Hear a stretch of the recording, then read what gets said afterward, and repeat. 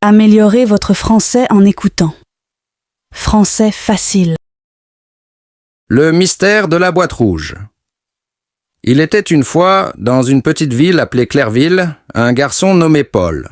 Paul avait 10 ans et aimait beaucoup les aventures. Un jour, alors qu'il jouait dans le grenier de sa grand-mère, il a trouvé une vieille boîte rouge. La boîte était poussiéreuse et avait l'air très ancienne. Paul a regardé la boîte avec curiosité. Elle avait des motifs dorés et une serrure, mais il n'y avait pas de clé. Il s'est demandé ce qu'elle pouvait contenir. Paul a pris la boîte et a descendu les escaliers pour montrer sa trouvaille à sa grand-mère. Sa grand-mère, Madame Moreau, a souri en voyant la boîte. « Ah, cette boîte! Elle appartenait à mon grand-père. Il m'a dit qu'elle contenait quelque chose de très précieux, mais je n'ai jamais pu l'ouvrir. » Paul était encore plus curieux maintenant. « Tu ne sais pas où est la clé, grand-mère » Madame Moreau a secoué la tête. « Non, je l'ai cherchée pendant des années sans succès. » Paul a décidé de trouver la clé et de découvrir le secret de la boîte rouge.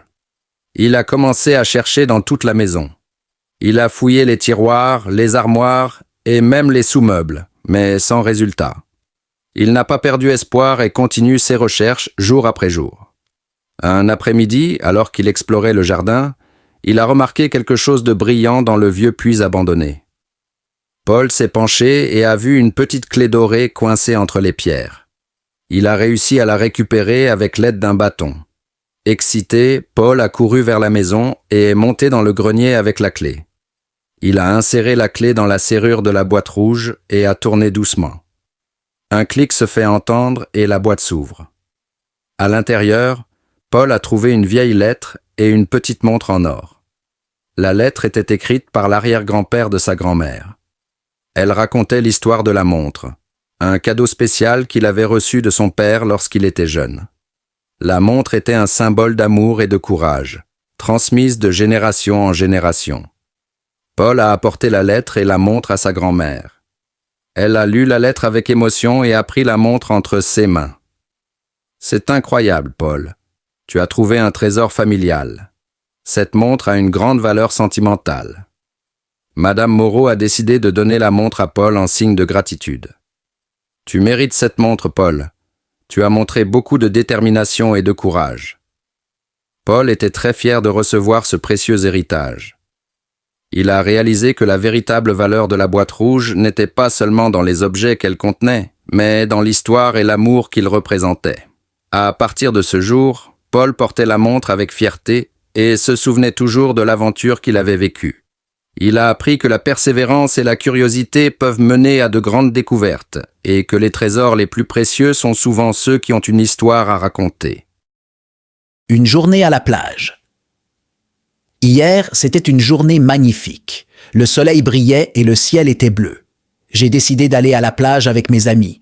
Nous avons préparé nos sacs avec des serviettes, de la crème solaire, des lunettes de soleil et des snacks.